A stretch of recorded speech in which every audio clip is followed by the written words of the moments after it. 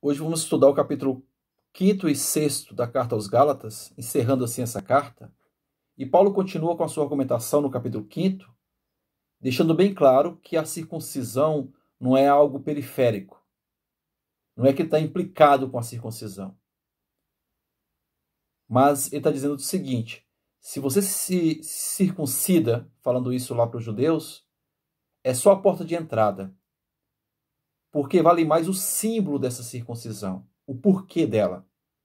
Seria quase dizer o seguinte: eu preciso de algo além de Cristo, além da cruz de Cristo.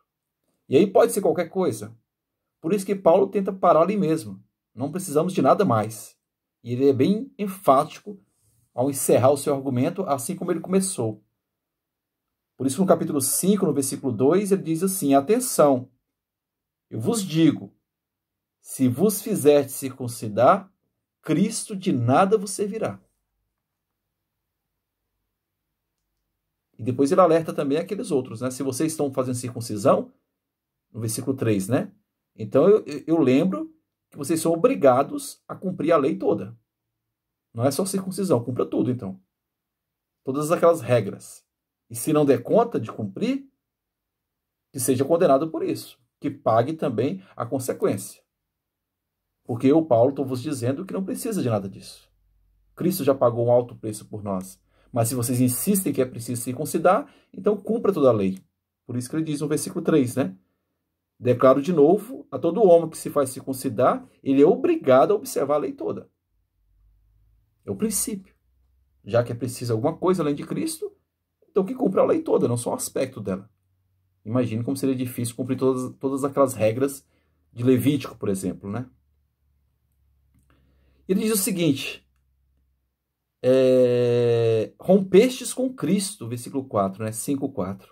Quem busca a salvação, né? A justiça, no caso aqui, lembra que justiça em Paulo não quer dizer dar a cada um aquilo que lhe é de direito, mas justiça, ser justificado, no sentido de ser justificado por Cristo. Então, rompe com Cristo quem busca essa justiça, essa justificação, mediante a circuncisão ou a lei, qualquer coisa da lei. No versículo 7, ele lamenta novamente, ele relembra o capítulo 3, e ele diz assim: corrieis bem, quem vos pôs obstáculos para não obedecerdes à verdade? Estava indo bem, buscando só Cristo. De repente começaram a aparecer esses pregadores, inventando que é necessário outras coisas além de Cristo, e você acreditou. É isso que Paulo lamenta, né? Essa sugestão não vem daquele que vos chama. Olha que coisa bonita, né? Não vem daquele que vos chama.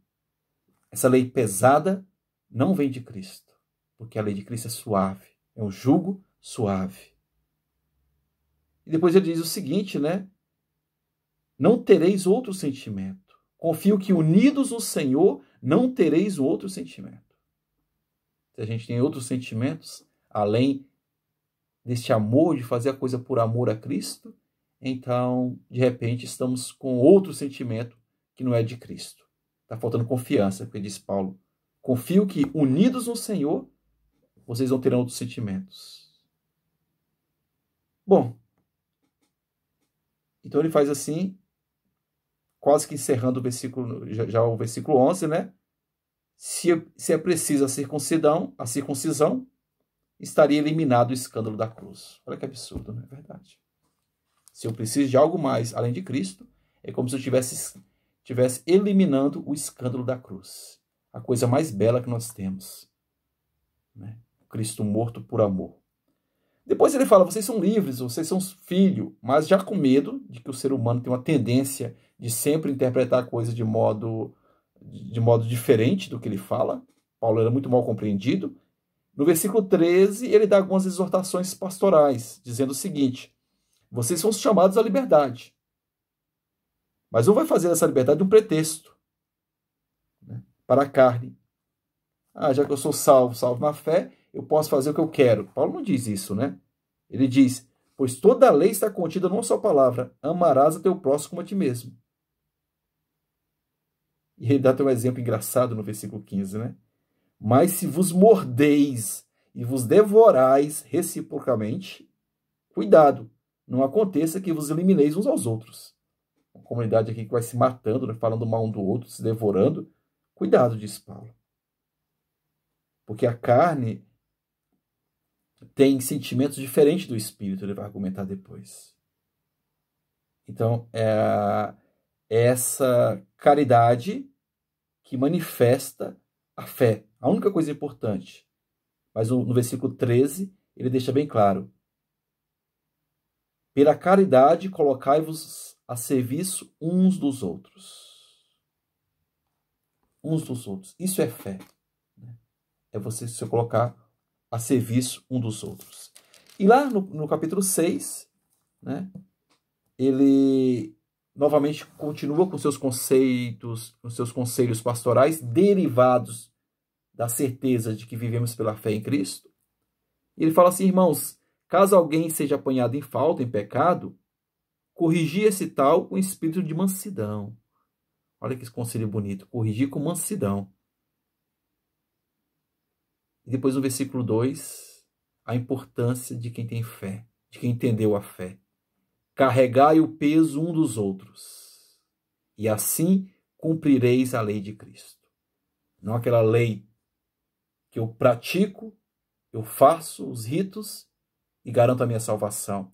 Mas carregar o peso do outro, aí sim eu estou cumprindo outra lei, que é a lei de Cristo, a lei do amor. Paulo está quase respondendo, enfim, a pergunta de Caim. A Bíblia tem disso, né? Uma passagem responde a outra.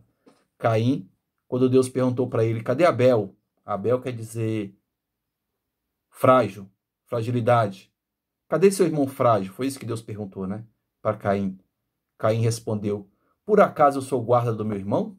Eu sou custódio do meu irmão? Quase dizendo meu irmão que se vire, né? Cada um cuida do seu. Paulo está dizendo, sim, Caim, sim, ser humano, você é o guarda do seu irmão. Carregai o peso uns dos outros. Só que esse peso se torna suave porque eu carrego na fé. Eu não carrego confiando em mim mesmo, eu carrego na fé. Bom, e assim Paulo encerra a sua carta, fazendo depois seus agradecimentos finais, mas eu espero que tenhamos aqui tomado posse dessa mensagem tão central no cristianismo, né? A justiça de Deus que vem pela fé. E todos os meus atos de caridade, eles não são baseados na sese, simplesmente na minha força, mas na confiança em Deus. Depois estudaremos também mais à frente a carta aos Romanos, mas vamos encerrar aqui este estudo sobre Gálatas.